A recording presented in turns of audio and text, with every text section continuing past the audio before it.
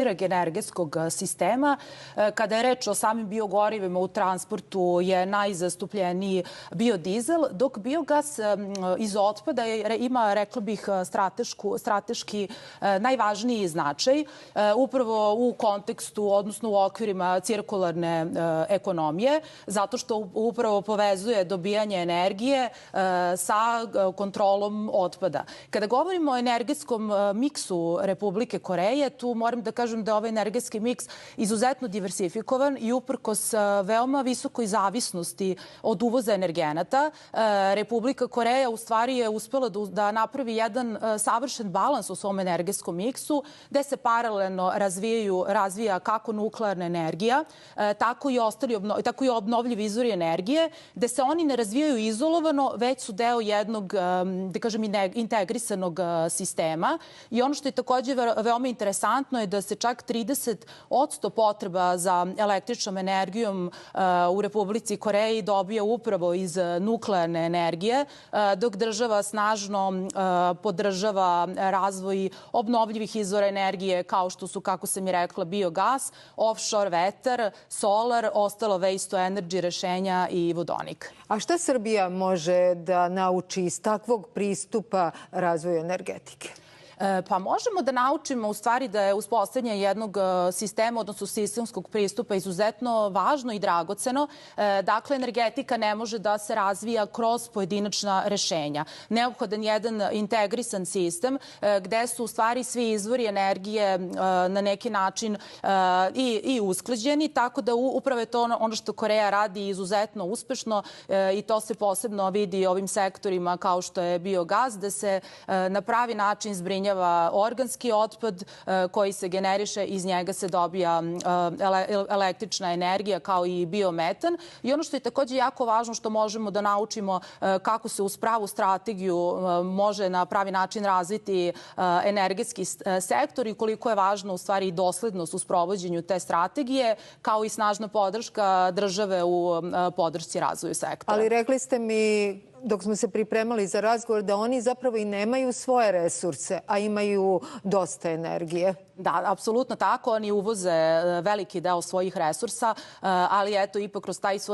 kroz taj svoj energetski miks oni uspevaju na neki način da polako se rešavaju zavisnosti od uvoza energenata. Ja sam ispomenula da iz nuklearne energije, iz nuklearnih elektrana u stvari već se dobije 30%, preko 30% čak električne energije i tendencija je da se taj procenat povećava i zaista je veoma prisutno ta snažna podrška razvoju obnovljivih izvora energije. Razgovarali ste tamo i o potencijalnom partnerstvu. Udruženje Biogas Srbija ima 65 članica. Pa koji su uopšte mogućnosti saradnje? Pa mogućnosti su raznovrsne, pre svega u oblasti biogasa i upravljanja otpadom, gde Republika Koreja razvija izuzetno napredna tehnološka i organizaciona rešenja. Zatim možemo takođe da sarađujemo kroz razmenu znanja i iskustva, koje je nama izuzetno dragoceno, jer možemo da taj njihov uspešan model prenesemo na naše lokalne uslove i da vidimo kako on u stvari funkcioniše u našim uslovima. Takođe, postoji mogućnosti investicija, naravno prvo kroz pilot projekte koji bi se razvijali i na taj način bismo videli kako taj model može da se prilagodi našem sektoru. Ja ću samo da kažem da je ova međunarodna saradnja izuzetno važna, ne samo sa tog tehnološkog aspekta i ovi skupovi. Naravno, tehnologija jeste važna, ali ono što je mnogo važnije da sve zemlje članice mogu da daju neka svoja iskustva, neke svoje pozicije, neke svoje perspektive i to je nešto što je izuzetno važno za sve nas, jer mnoga ta iskustva su primenjiva u lokalnim uslovima i samo bih voljela da kažem da mi imamo izuzetno snažnu podršku ovde od strane institucija, pre svega ambasada Republike Srbije u Republici Koreji, Agencija Kotra Beograd, koji stvari podržavaju i organizuju ovakva okupljanja i razmenu znanja i iskustva. Tamo su bili i predstavnici dva ministarstva, energetike i životne sredine. sredine, ali na Južnu Koreju možemo gledati kao primer zemlje sa razvijenom cirkularnom ekonomijom. Na koji način su uspeli da iskoriste i obezbede taj veliki procenat korišćenja pre svega komunalnog otpada?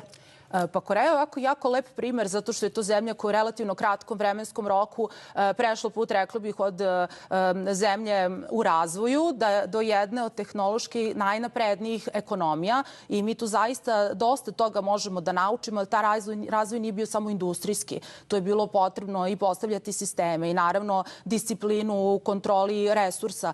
Bila je potrebna i snažna podrška države tom razvoju. Da, oni su zaista, da kažem, daleko odmakli u cirkularnoj ekonomiji.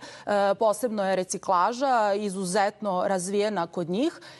S tim u vezi istovremeno kroz uvođenje separacije otpada oni su razvijali i integrisali rešenja, odnosno infrastrukturu, gde taj otpad može da dobije neku vrednost. Pa tako i biogas postrojenja.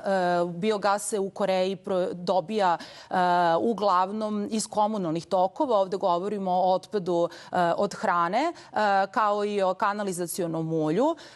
Tako da, eto, s tim u vezi oni su zaista napravili jedan veliki pomak. A inače, biogas je idealan primer cirkularne ekonomije u praksi, tako da ne čudi da se razvijaju baš ova rešenja. A može li se Srbija u budućnosti više osloniti na biogoriva i iz kojih resursa? Kako da ne možemo? Jedino što mi moramo da koristimo resurse koji su nama dostupni. Nama su dostupni resursi iz poljoprivrede. Ovde podrazumevam, dakle, žetvene ostatke, stajnjak, otpad iz industrije hrane i to su resursi kojima mi raspolažemo. Svakako postoji mesta i za organsku frakciju komunalnog otpada koja bi trebala više da se koristi u budućnosti, ali i dalje će dominantni resursi biti u stvari poljoprivredni resursi.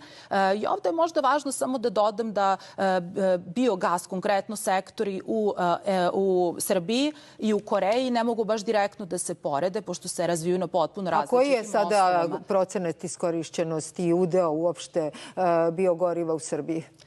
Jako je mali procenat. Procenat je gotovo zanemariv. Mi smo negde tek na početku. Konkretno što se tiče biometana mi još nismo ni počeli. To je nešto na šta se mi spremamo.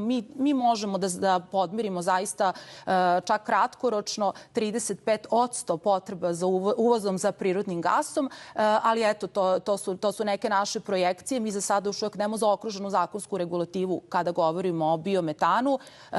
Svakako radimo na tome, imamo znanje i iskustva iz sektora biogasa i mi pripremamo sektor poslednjih 16 godina za uvođenje upravo biometana. Od izbijanja rata u Iranu veliki proizvođači biogoriva, Indonezija, Malezija, Tajland, Vijetnam i Brazil odlučili su da povećaju udeo i kako bi obezbedili uopšte stabilnost snabdevanja. O tome se pričalo i na ovoj konferenciji u Južnoj Koreji. Pa koje su poruke?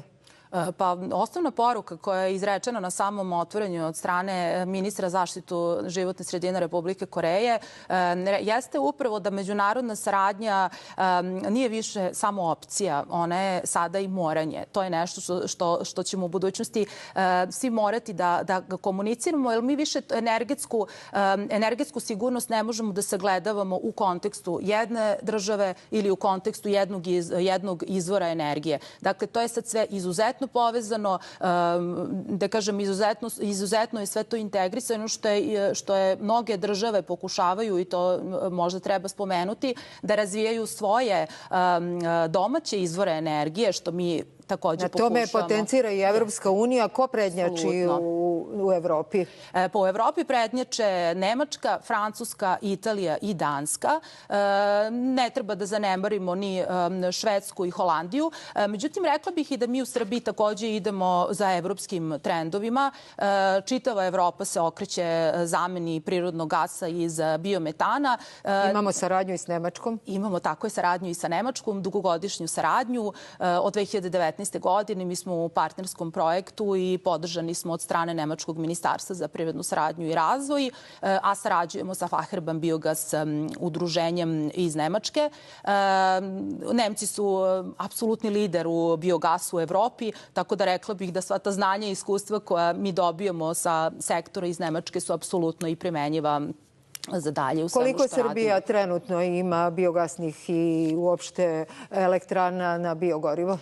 Trenutno imamo 45 biogas postrojenja i 55 postrojenja u privremenom statusu. Dakle, sektor je zreo, razvijen i ovo više nisu neke početne faze razvoja sektora. Za sada, kako sam ispomenula, još uvek nemamo postrojenja na biometan. Međutim, naravno, u planu je da se i ta postrojenja grade sa uvođenjem zakonske regulative i naravno podsticaja za investitore. Samo kratko, koje su još koristi biogoriva? Pa najveće koristi naravno smanjenje emisija, ekološki benefiti koji su izuzetno važni ovde ponovo u kontekstu biogasa, zbrinjavanje velike količine organskog otpada i naravno smanjenje zavisnosti od uvoza goriva. Pratimo ovu temu, naravno, razvoj biogoriva i u svetu i u Srbiji. Hvala vam na razgovoru. Hvala vam mnogo.